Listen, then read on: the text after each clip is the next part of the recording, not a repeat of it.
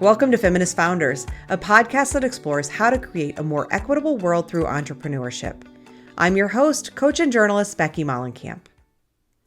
Feminist Founders is a listener-funded podcast. Your contributions enable me to continue bringing you these important conversations without corporate advertising. To support the mission, head to feministfounderspodcast.com and sign up for a paid subscription. The link is in the show notes. Now, on to today's show.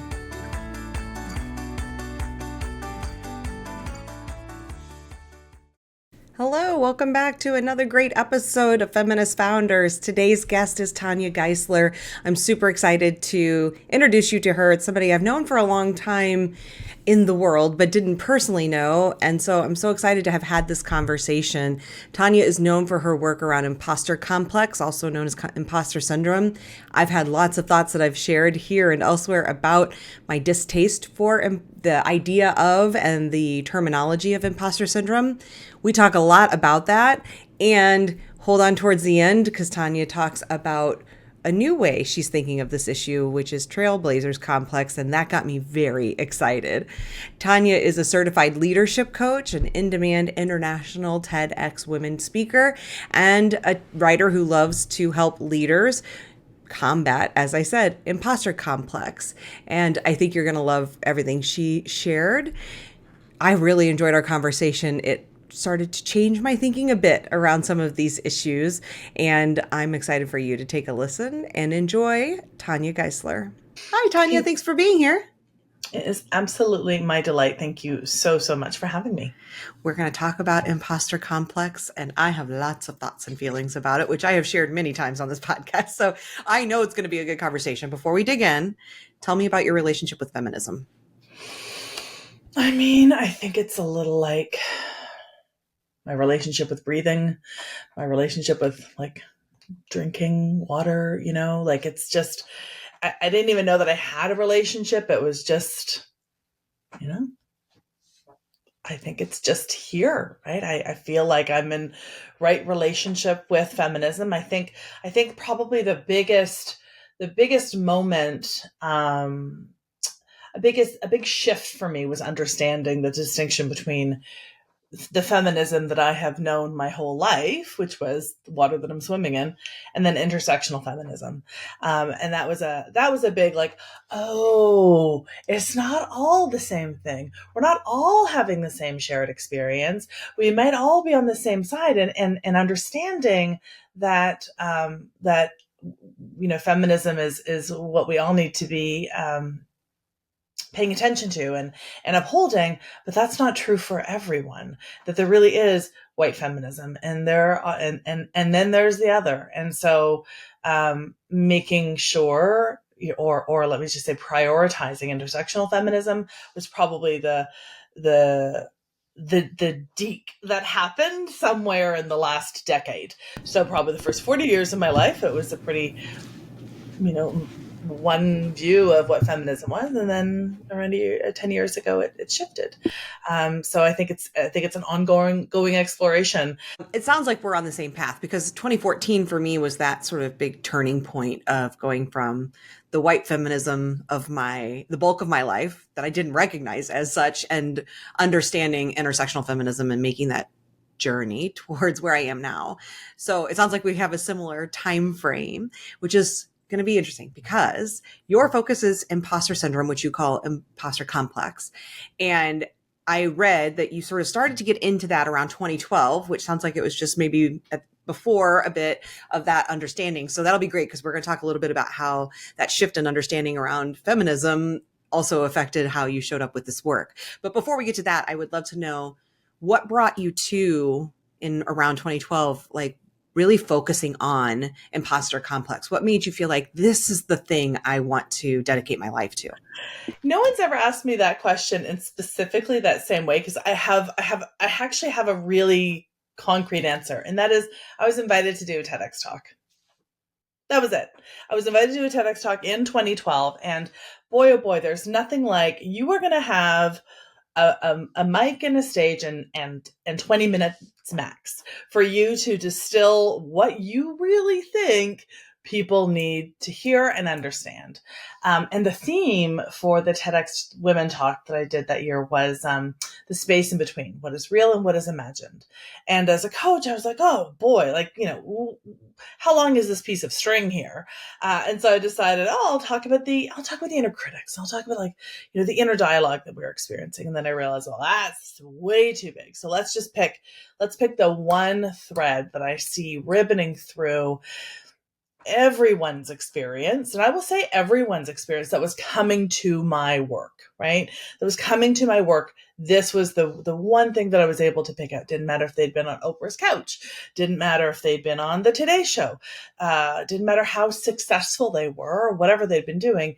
This experience of it's just a matter of time before they find out that I don't really know what I'm doing would appear. And of course, I recognize that in my own experience and the different places that I had, theoretically succeeded, but still was in a lot of questions about my actual capacity. So before that, you were doing more, I'm guessing, general life coaching, working with folks. But this issue you noticed was coming up a lot. So when you had this invite to talk about anything that fit the theme, that was the thing that sort of called to you. And did you have any inkling at that time that would change the trajectory of your work? Because, I mean, you really now are very much focused on this issue and are known for it.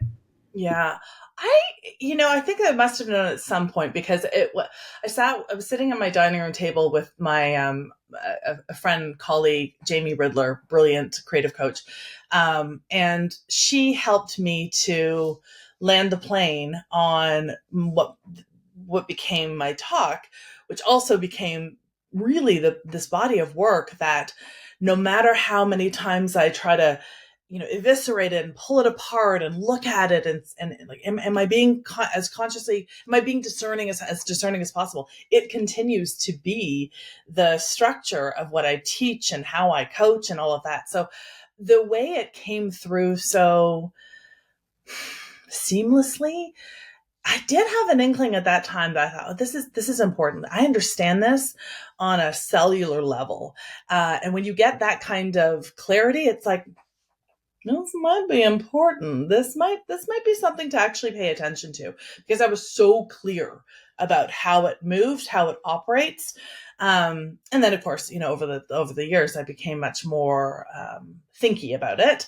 I did a lot more research, but yeah, I would say at the time I knew that it was going to be a pretty big deal. Again, it was just so familiar from many, many, many different stages, though. I will say that I have shared, I am a reluctant expert in the imposter complex. And I name that because I really didn't go looking for this. And the way I see the world working, the moment you decide that you're an expert in something, the imposter complex is going to show up. And it gets very meta, but it's also going to make sure that the thing that you say that you understand really well will be challenged, right? It will be challenged. How good are your tools? So, I don't enjoy being challenged at pretty much every single turn by myself with this experience. And I think, boy, it sure would have been great to just decide that I was going to be an expert in joy. And then I get to experience joy all the time, and then get to stress test my tools for that. But anyway, yes, I do. I definitely did sense that there was something here, but I also was very clear. This did not originate from me. It did not come from me. But I knew that the lens of experience that I had to that point was going to be useful and familiar for some. And then I've been able to deepen my analysis of it over the last decade plus. You talk about it would just be so nice if it had been joy. It makes me think of my friend Jordan Maney, who was on season 1 of the show, who's a radical joy coach, and how I think the thing that we end up focusing on is probably the thing we most need to work on, right? It's this thing that the reason we're doing it is because we need we need our understanding challenge, because believe me, as a joy coach, she's not just sitting around in joy all the time. She's constantly challenging, right? She's doing all that work around and being challenged on what does joy look like? What is my understanding of joy and all of that? So I know you know that, but it's just funny to think, yeah, it wouldn't matter where you land. No. You're going to be challenged on it, and because you need to be, right? So I'm ready and excited to get into my complicated relationship with imposter syndrome slash complex. Yeah. Before we do that, actually, one more question on that Yes. very piece of Yeah. syndrome versus complex. One of the things I have historically had an issue with on this very big topic that is all over the place is that framing of it as a syndrome, this idea that we are pathologizing a very normal human emotion, and then very specifically using that pathology against women, because it originated of a study around women. It's used most often with women, and that really gets me upset. So you call it complex instead. I'm assuming the pathology piece is a part of that, but tell me why you decided to start using imposter complex instead of syndrome. From the get-go, that was my I think my TEDx talk was imposter complex, largely because the research I had done, I always start with the history piece, that this phenomenon, it was actually called an imposter phenomenon, was what was coined by clinical psychologists Pauline Clance and Suzanne Imes back in 1978. And so they were working with these high achieving women at Oberlin College and saw that these women seemed to be incapable of internalizing their success. Their failures, that was all on them. And so the phenomenon, I know that syndrome became quite popular because of Valerie Young's book, Secret Thoughts of Successful Women, and then Sheryl Sandberg's Lean In. So those are the two moments that I think it really embedded imposter syndrome.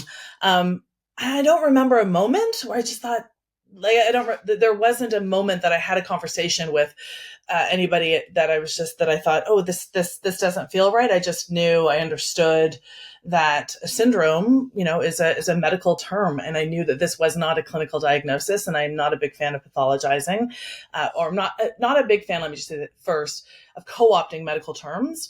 If you have or know anybody in your life who has a diagnosed syndrome, you understand that language really matters, and there's something that becomes that diminishes the gravitas of a syndrome when we use it for cute concepts, right?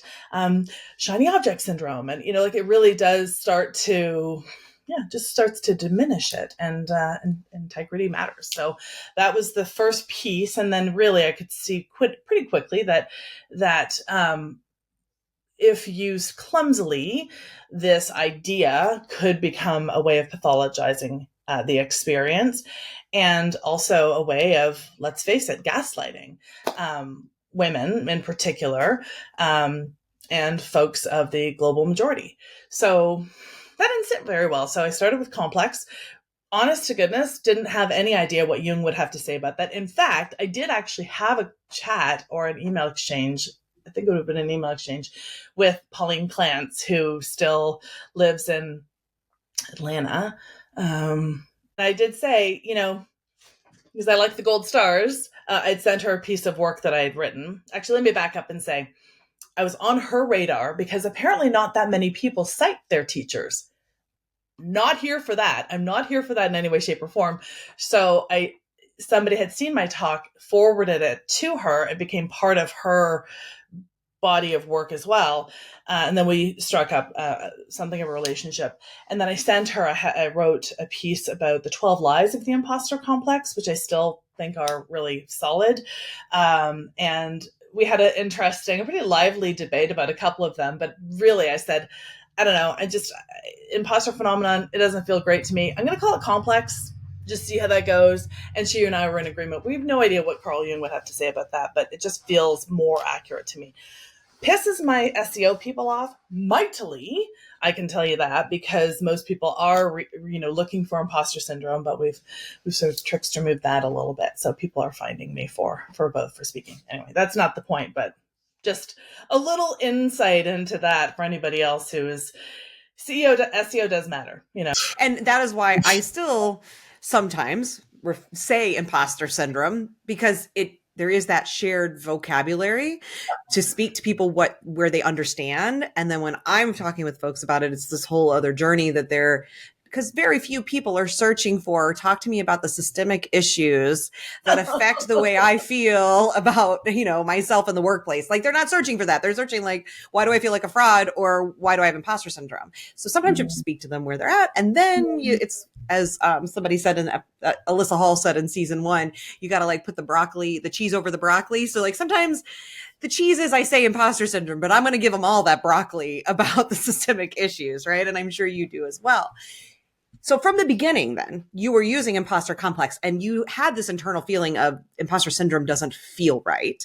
Mm-hmm. And yet I know that, as you've already mentioned, a few years later, you started to have this more of an awakening of the way your feminism maybe had been limited and wasn't as intersectional as it is now, which I know would necessarily have to affect the work you're doing in this area.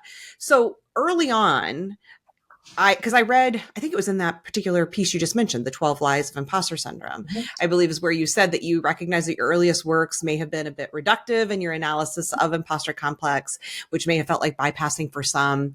You've worked with Desiree Adaway. We'll talk more about that. So can you go back to that place and tell me a little bit about what you now see as maybe having been reductive, how your earlier understanding of this may have been more limited than it's now? Because I have a feeling it's going to speak exactly to my issues with the way so many people continue to talk about imposter syndrome. Oof, how long is this piece of string? Because I am actually glad that we have as long as we do, because there really is so much to this. Okay. Honestly, it's like door 1, door 2, door 3, or door 4. And there's nothing linear about any of this. So I think what I'll do is I think I'll start with the conversation that I had with Desiree. I'd known Desiree for probably since 2007. I'd actually gone in and talked about Imposter Complex with one of her mastermind groups, and realized that a lot of the references that I was citing were written by white women.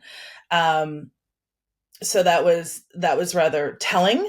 And then I also had an experience. I had multiple experiences where from the stage, whatever stage it would be, whether it was women in engineering or largely was speaking with women in predominantly male-dominated fields. And invariably, there would be somebody that would stand up at the very end and they would say, this is really, really helpful. I appreciate the framing of it. I appreciate the 12 lies.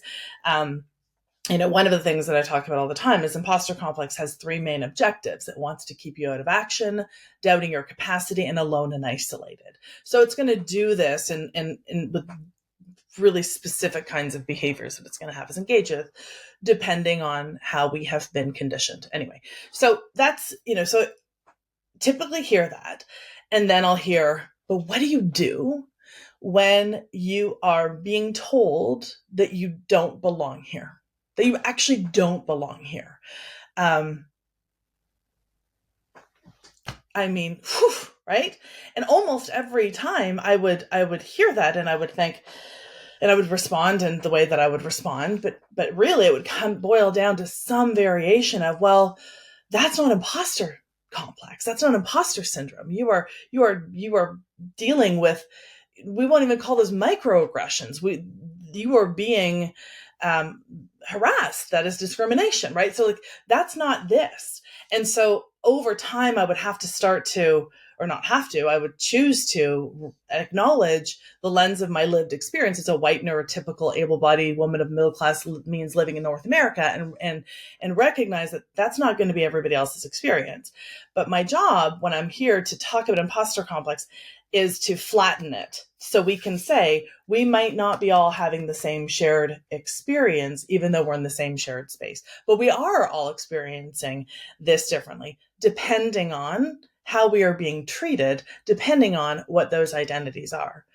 And so I had this conversation over and over and over and over And then there would be very specific recommendations that I would make about who they can talk to and how they can address that. But again, that's not in the land of imposter complex, but have those experiences enough. And that's most certainly going to exacerbate the experience of not feeling like you belong.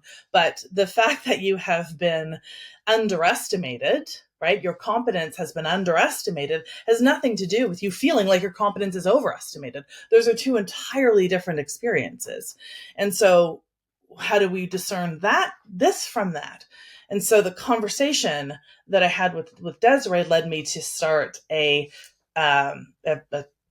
limited series podcast called Ready Enough with Tanya Geisler. And this was the invitation. I would speak to people who experienced imposter complex at very different intersections from me, right? So I can't speak to what it feels like with how the imposter complex presents for a trans woman, because I'm not a trans woman. I don't know how it manifests if you are, neurodiverse. I don't know. So I would bring people in who'd be able to have a line of sight on that, acknowledging that I'm not going to be the right teacher for everyone. And that's what Ready Enough was. And Ready Enough was, and I think it was in the intro for that I'd say, to hammer everything looks like a nail. And so for a really long time, I used to joke, and it's still the truth of it.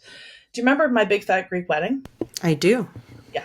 So the father in that movie would talk about how every English word he could make a through line to the Greek language.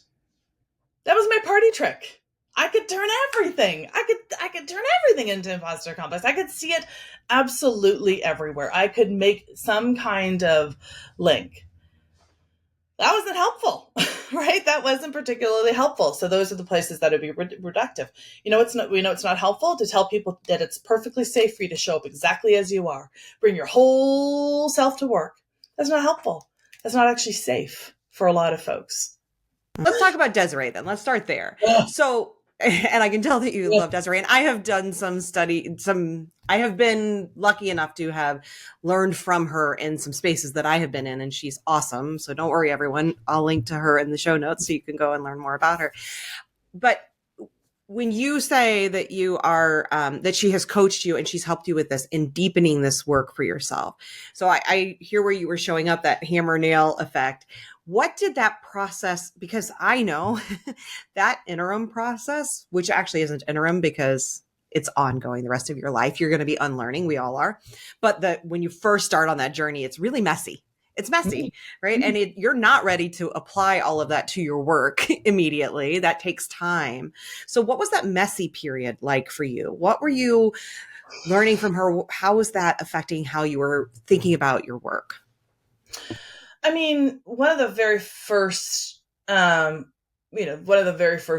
that I learned as a student of Desiree's work was the liberatory consciousness framework from Barbara J. Love. And so recognizing that I had this in my humaning experience, the moment I had an awareness of something, I wanted to jump straight into action, missing the analysis part, right? So just as, I'd have an awareness, oh, geez, maybe imposter complex the way I've been talking about it, maybe that's been reductive. Okay, well, now I'm going to change everything.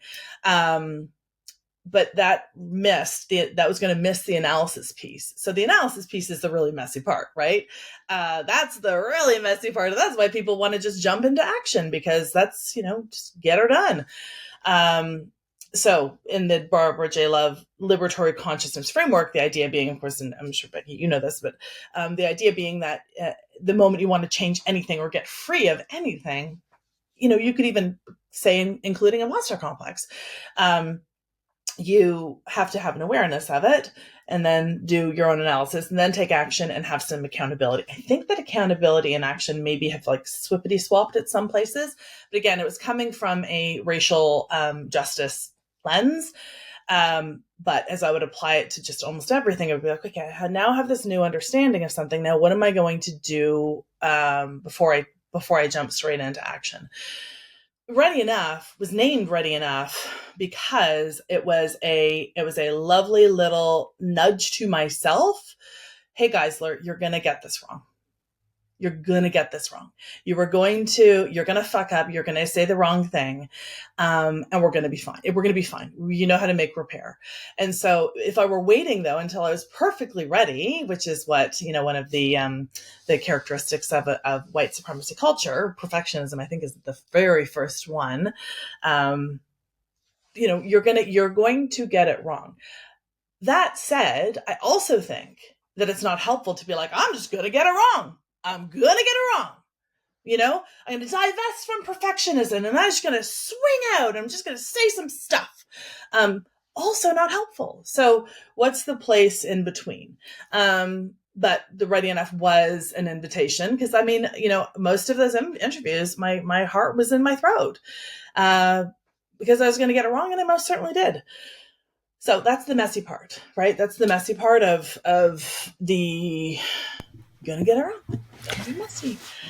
I learned about love from Desiree Adaway as well, which is so great. And then I think later from Toy Marie Smith, who was on the first season of this podcast too, who deepened some of my understanding around that. And I think it is such a beautiful framework because it speaks exactly to what we're talking about. What I'm trying to point out is that messy piece that is so uncomfortable, because I would imagine, even from the way I see that you've kind of read about this, about like, I recognize that I may have been reductive and all that. Like I can feel in that some of that tension of more than likely having been called in, maybe by Desiree, maybe by others. And this feeling of like, oh God, I got it wrong. Or I just didn't have it. I didn't have this broad of an understanding as maybe I needed, right? And that can feel so painful for those of us who hold privileged identities to say, I messed up. And when we do, that immediate defensiveness of like, either I deny it, right? Or, well, then I'm just gonna do everything right now and fix it. And there is that middle part is just so, so important. And to me is a real indicator of somebody who's actually committed to doing the work. And so I love that you shared that. So then how has your work evolved? We've talked a lot about, kind of where you were showing up before sort of that 2014-ish time, and this sort of messy middle of analyzing it and hearing from other voices. What's different now when you look back a decade later, how you're showing up? What's different in the way you're talking about these issues? I would just say that I've just deepened in with just a broader understanding of things. I have an epic post that I've been working on for forever because I'm always going to be adding to it. Things that I used to say that I don't say anymore, things that I never said, and things that I can't remember the third piece. But the things that I wish I'd never said was, bring your full self. That you are welcome. That there might not always be a seat at the table. So like, go ahead and build your own table. Like I think that there is a reductive quality to that, to be certain. I've had a deepened understanding of, why this whole idea of playing bigger isn't always appropriate. That actually, I'm just mindful. I don't want to necessarily take us in this direction. And Becky, this is yours. So you can bring me back in where you need to. But, one of the things I talk a lot about, as I suspect many people do, but with the imposter complex, if we want to avoid feeling isolated and we don't want to feel doubting our capacity and out of action, the way the imposter complex or this experience, it will try to have us avoid feeling like the imposter because through perfectionism, through procrastination, through diminishment, through comparison, through people pleasing, and through leaky boundaries. So those are the 6 ways. So the 6 coping mechanisms that I talk about that are also just, again, conditioning. But diminishment, if you are an oppressed person or have been systemically excluded, making sure that you aren't shining too brightly if you've had the experience of being cut down is just safe. Your people pleasing may also be an instrument of safety. So because it will behoove you to make sure that the dominant culture finds favor with you, right? So by continuously making us wrong for people pleasing, across the board ain't helpful, not helpful. So I'd like to name that. So I guess that would be, one of the distinctions. But I also like to name, your people pleasing also has a beautiful value that holds a beautiful value of inclusivity. You're like, as a people pleaser, you want to make sure that people feel heard and seen. And I love that about you. If you have a perfectionist tendency, it's because you value excellence. That's a good thing. If you have diminishment, that might underscore your value of humility. If you tend to procrastinate, you hold a value of discernment. If you are somebody who compares chronically, it's likely because you're seeking connection. And so when we look at those values, I think that's a world I want to live in. I want to live in a world where our leaders prioritize excellence and humility and inclusivity and generosity. And so that is definitely something that I have spent a lot more time focusing on, to be certain. And then also the place where I want to stop gaslighting ourselves. The self-development space is a $42 billion industry, has a metric ton of money invested in making people feel like shit about themselves. So I'm super interested in not doing that. Even as of course, I understand that I'm very much a part of the self-development industry, right? Both and. So there's that. You just hit the nail on the head. Can I just really quickly say Yeah. that, because one of the things I had written down here was talking about that idea of avoidance versus staying safe, because I saw you mention that, and it's, to me, is such a key piece of this understanding. And what I think it boils down to, it's the both and. What I'm hearing is that reductive part of where you may have felt like you were, or where many people still remain, is what that lacks is the nuance. It lacks that deeper understanding of, sometimes it's both and. Everything doesn't have to be either or. It's not either you are a perfectionist or you are not, you're not part of these, you're not letting these systemic things hold you down or whatever. Like, it can be both. It can be that you care about excellence and there are these systemic issues at play, right? Or white supremacy is at play. It can be both things. And so what I hear from you is just this deepening of like allowing more nuance into your work, which, by the way, goes back to SEO. In that SEO doesn't allow for nuance, right? SEO is, it's either or, it's black or white, it's this or that. Like, and that's what's so complicated for so many of us who are trying to do work from a more liberatory perspective, is once you start to do that, it becomes much more nuanced, and it is more difficult to talk about. It is more difficult to get people to understand in a soundbite, to make an SEO search term. So have you found that as well? For, it sounds like it because you're the SEO stuff, but like, where are you at as a business owner dealing with that? Ding, ding, ding, ding, ding, ding, ding, ding, ding, ding, ding, ding, ding, ding, ding, ding, ding. Either or is also one of the characteristics of white supremacy culture, which, by the way, is also a little bit problematic because you get a lot of people saying, like, I'm going to divest from perfectionism. So I'm not going to like qualify what I'm saying anymore. And I'm going to like, it's always in the either or because that's white supremacy culture. Like, I also think like, oh Lord, like, can we also have more nuance? Right. And can I quickly just mention Tima Okun? Her name's come up on this podcast many times talking about white supremacy culture. I will yet again link in the show notes, just going back to like talking about the people who've taught us. So I just want to point her out. Thank you. I'm actually glad. I appreciate, because I am not sure that I've ever pronounced Okun correctly. I think I've said Tima Okun. I could also be wrong. So just to preface that, this is my understanding of how to pronounce it. I could be wrong. So Tima, not that you'd be listening to this, but if you are, I apologize if I've gotten it wrong. And thank you for your work. We appreciate it. I went through those. I think there are 13 characteristics, and again, I could tie most of them back to imposter complex in some way, shape, or form. Because I looked at imposter complex as one, yet another way of suppressing people and their brilliance and their capacity. I've been talking about this from the stage for a while, but I haven't really been writing about it. I've been talking about it in my one-on-one sessions with people. I'm now really thinking that we need to call this what it really is, which is the Trailblazers Complex, right? Because this experience shows up on the precipice of expansion, right? This experience shows up on the precipice of something new, something exciting, something that hasn't been done before, something that there isn't necessarily a blueprint for. And so that's because you haven't been there. Somebody like you hasn't done this thing before. It's the reason that we feel this sense of, am I like, can I do this? Am I allowed to do this? Am I good enough to do this? Am I ready enough to do this? Right? That's really what the Trailblazers complex is. That's what the Trailblazer is experiencing it.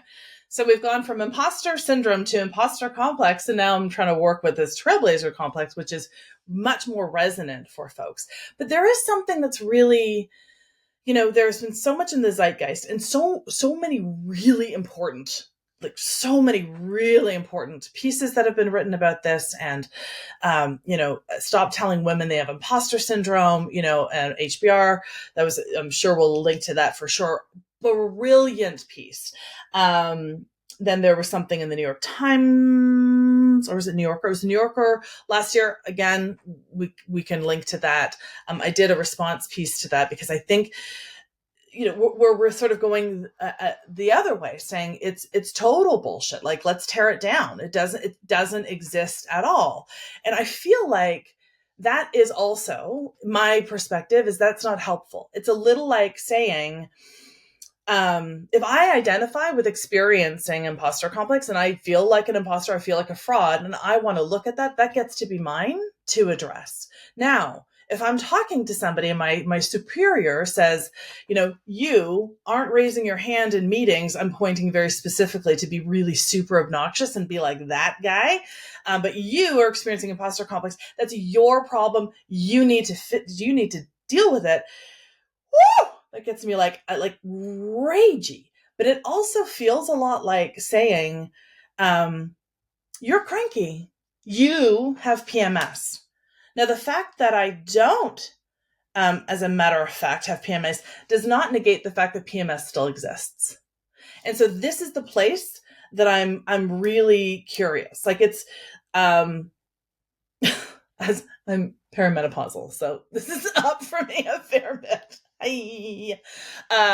So I think that saying it like it's not a thing at all is also not super helpful. With complete, like that is a perspective that I hold, because I've seen enough people that have this experience of, no matter how successful they are, they will chalk their success up to luck, fluke, timing, or having somehow managed to convince people they're smarter, more capable than they actually were. That gets to be like, that's yours. If you want to address that gets to be yours. But to have somebody turn around and say that this is your problem, that's a problem. Well, okay, this is great. I have been more of the mind of that sort of HBR, Harvard Business Review. I will link to it and I also will link to the response that you wrote about that, because I read all of that and it was really great. Because I tend to lean more towards that this isn't a thing, and we're making it a thing against a particular group of people, meaning basically non-men, non-white folks, to say this very real problem you're having is a you problem instead of a systems problem. So I agree with you. Like, the issues exist. The framing of it for me is the problem, where it becomes a you problem, to take our eyes off of the fact that, no, it's actually a really big systemic problem that needs to fucking change, right? People feel out of place inside of these spaces, not because there's something wrong with them, but because these spaces weren't built for them. And very often they're actively being made exclusive from them, like trying to exclude them. And so the framing of it has always been the issue. But what you just said about Trailblazer Complex, and boy, oh boy, Tanya, you're onto something. And I sure hope that you, much to all of your SEO people's chagrin again, like, I hope you just say, fuck it, I'm changing it all. Because what I love about that, and I think what has always bothered me so much about it, people talking about imposter phenomenon, syndrome, even complex, is the word imposter. Because it feels like that is the piece that makes it feel like it's a me problem. I'm the imposter here. Even if it's you doing the things, it's still putting the onus back on me. I'm the problem.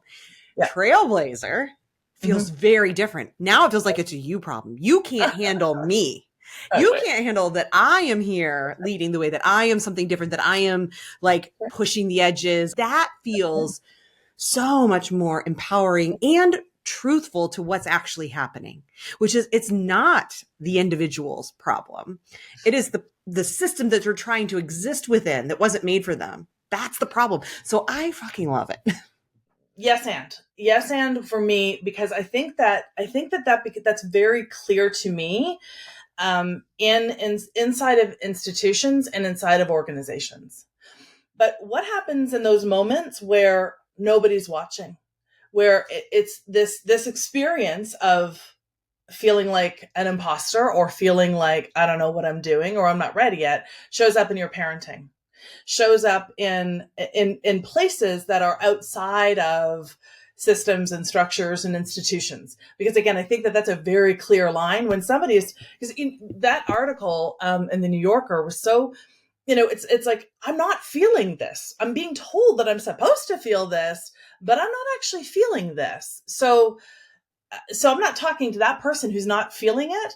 They're being gaslit. I'm talking about the person who does feel like no matter how successful I am, nobody's telling me anything different. I'm having this internal experience, it's showing up in my parenting, or it's showing up in my crafting. It's showing up in any place where theoretically it was designed for me.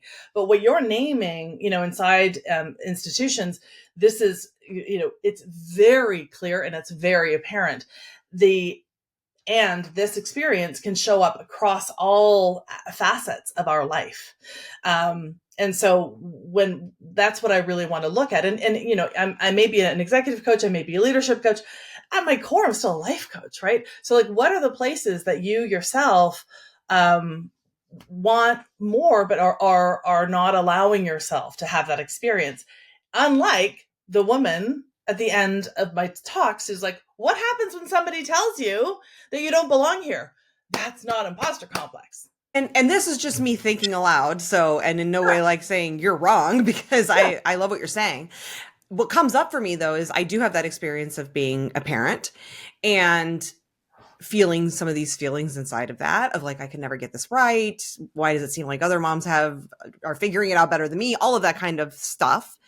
And my reaction to that is there are still systems at play. It's not a corporate structure, but there are still systems at play.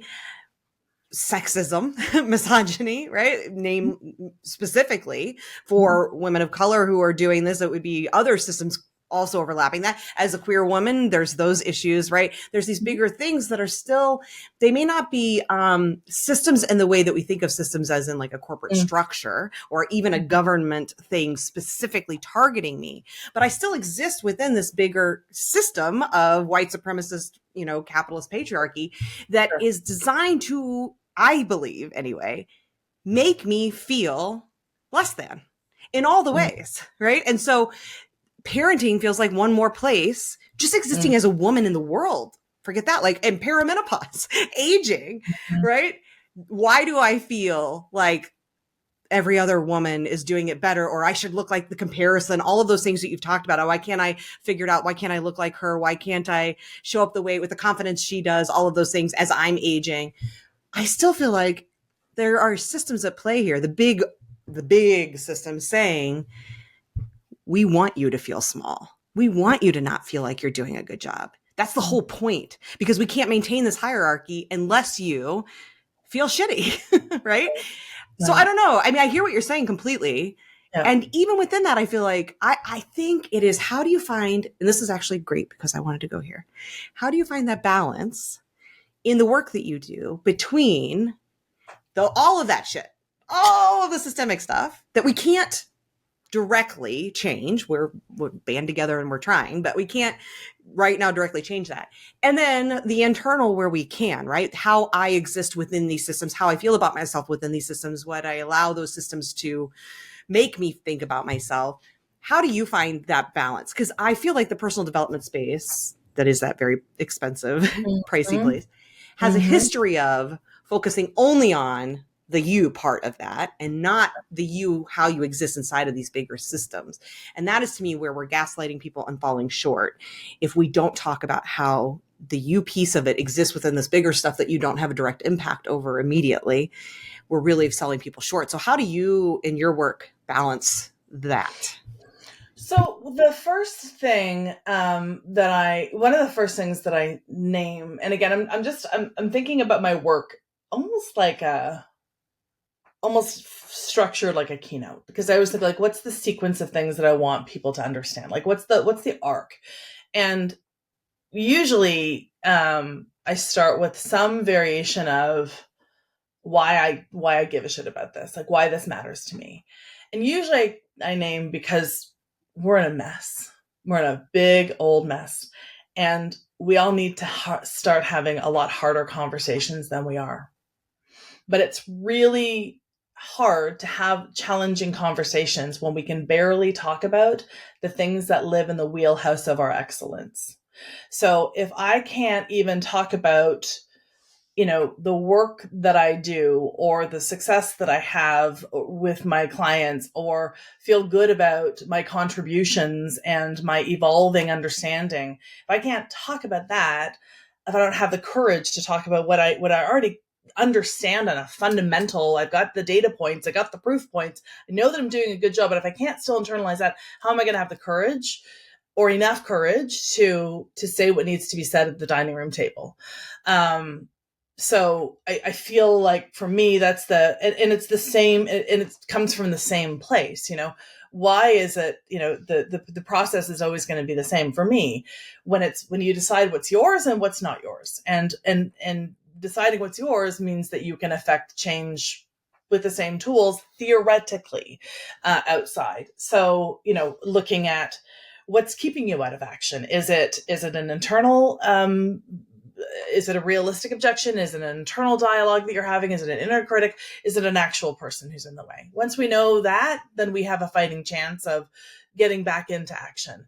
How do we build those proof points of what we have been able to do and what we have healed and what we have survived and what we've overcome? Like, building that will help us understand our capacity, making sure that we are surrounded with the kinds of people that will, challenge us, offer us conscious critique, that are in lively debate with us so that we can, harden off a little bit. Also, people who are just deeply supportive, because we all need soft places to land, doing our work. So all of these, so this sort of framework that I talk about over and over and over and over and over again with different, slight different perspectives on it, is going to be the same. It's going to be the same whether I'm getting ready to have a challenging conversation at home, or a challenging conversation at the boardroom, or challenging conversation in my parenting, right? Like, either way, it's the same kind of process. So I want people to have the internal, for when they determine what is theirs and when it's not. 9 times out of 10, when I have a conversation, with somebody, no, maybe not 9 times out of 10, but, when I talk to people who are inside of organizations, there's a way in which, in a moment at which, they've taken it as far as they can.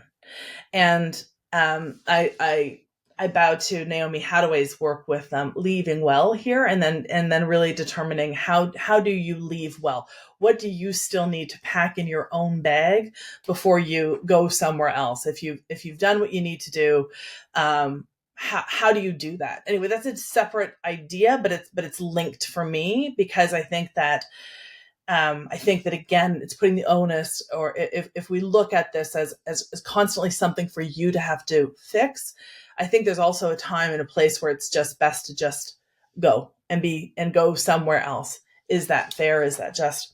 No, not necessarily. And that's where we are. The both and again.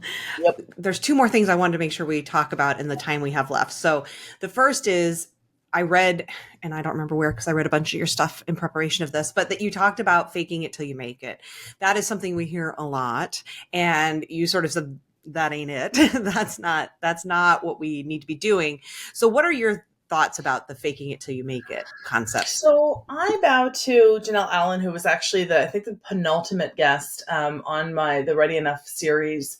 And we were talking about, because for me, just at a real baseline, I understand why you'd want to borrow against a future version of your confidence in yourself, but I always feel like you've done enough to be where you are. You've done enough to lead the team or hold the baby. I think you're ready enough, and you're because no one was ever fully ready for anything, right? So I think that we just need to, I think my preference has always been, instead of faking it till you make it, which simply colludes with this already exacerbated sense of like, you're a fake.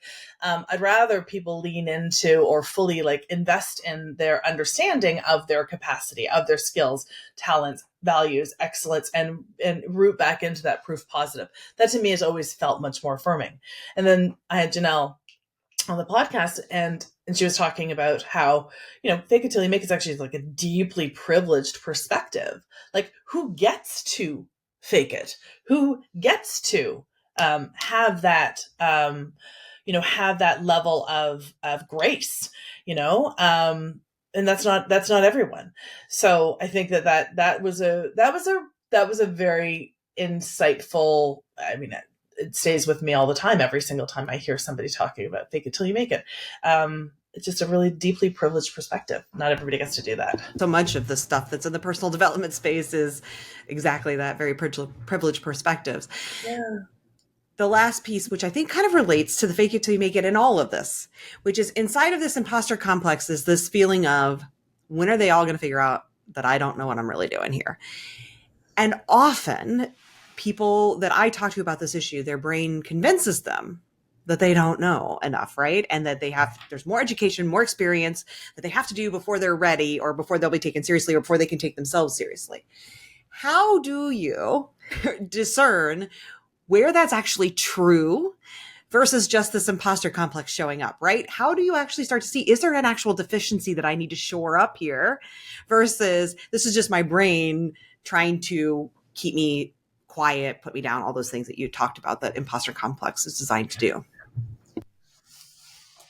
How long? I think that the answer is, so there are these 12 lies of the imposter complex, and the one truth that it has is that there's room for more, right? So there's always room for more. There's always room for improvement. There's always room for, you're never going to be perfectly ready, because perfection is a hungry ghost that ain't ever going to be satiated. So you're never going to be fully ready for anything. Are you ready enough? That becomes the question for me. That's, of course, a trickster move. That's a moving target too. Will you ever, the moment you decide, I think, is the moment that you were ready enough. And then again, you might make some mistakes. Are you ready to make repair? But there's always room for version 2.0. So I feel like there are a couple of different places for this. And I think what we're trying to do is we're trying to eliminate any possibility of risk. I think that's really what we're trying to do. We're trying to mitigate risk. Why wouldn't we, right? Again, let's not make ourselves wrong for wanting to mitigate risk, particularly anybody who's had any harm befall them in any way, shape, or form.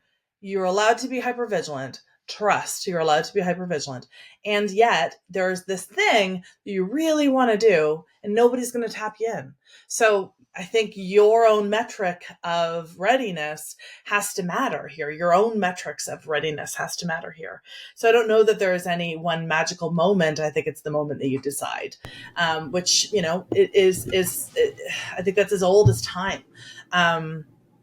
So that's the one piece that I would have. And then sometimes, I had this flash of where procrastination, we usually do something because we've run out of time, right? We've run out of, like, the consequence will be too great if we don't do the thing. So we sometimes allow that to be the driver, right? So that's why a lot of people will say they won't do anything if it weren't for a particular deadline. So you can create some accountability.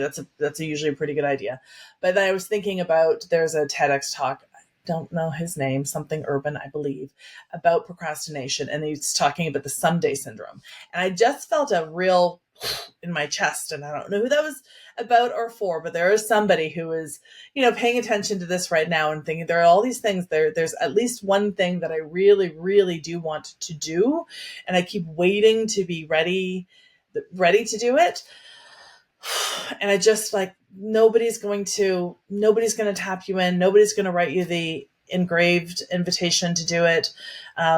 You're ready when you say so, and you're not going to be perfectly ready, and you're going to get it wrong, but there's room for version 2.0. And that's why I really hope it's something that really matters to you, something that is important to you. But it hasn't been done before.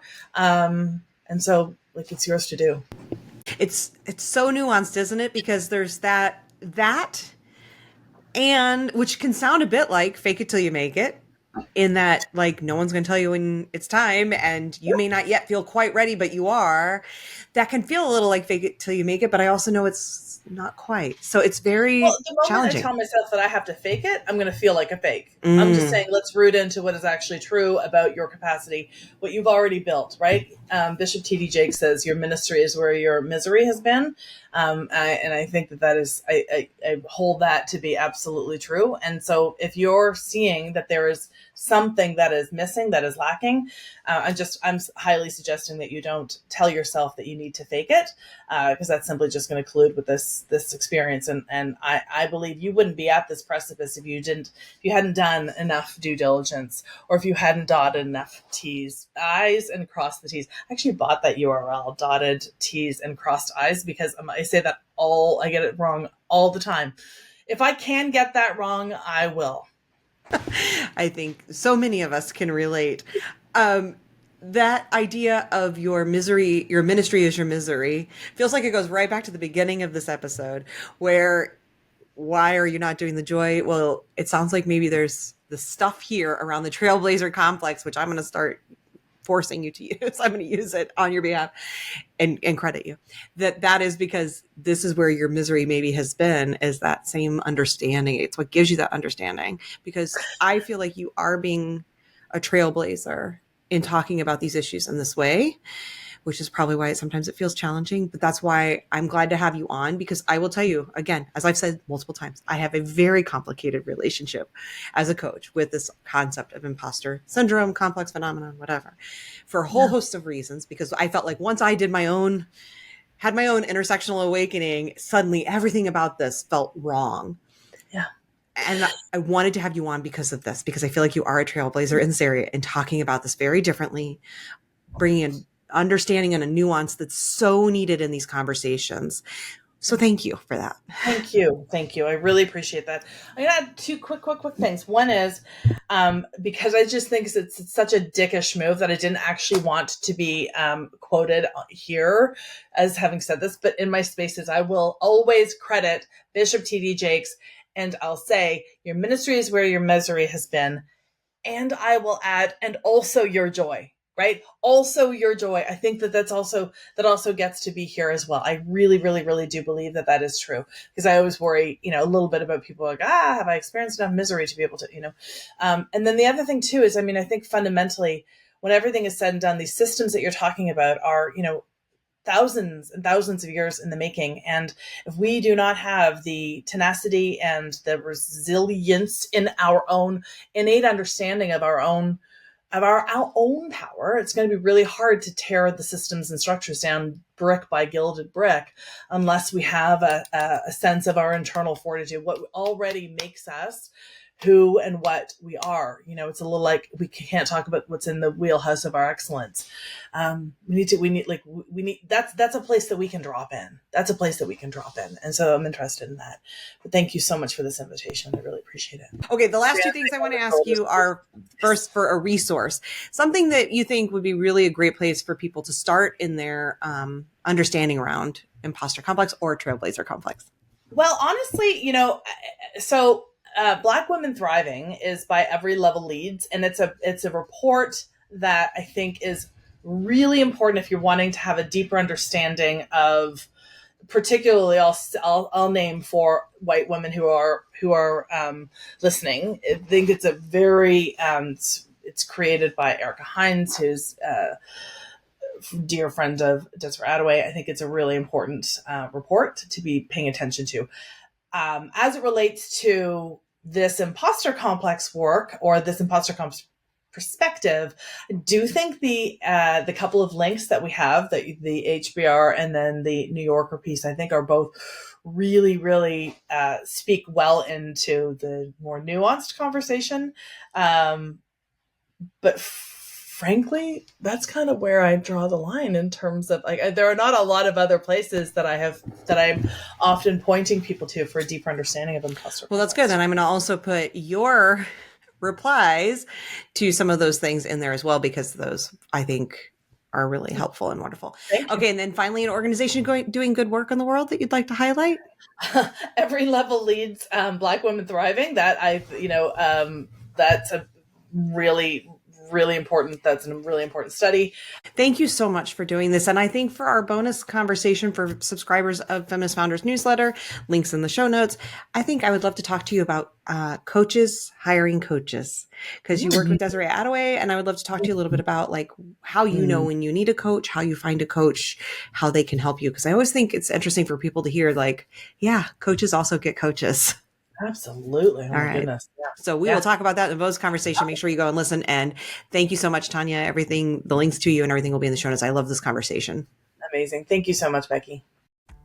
Thank you for listening to this episode of Feminist Founders Podcast. If you like what you heard and want to learn more, or if you'd like to support the work that I'm doing with the show, please visit feministfounderspodcast.com. There you can find out about becoming a paid subscriber for as little as the price of 1 cup of coffee a month, which will directly support my work. The link to all of that is in the show notes. Thanks again, and I can't wait for our next episode.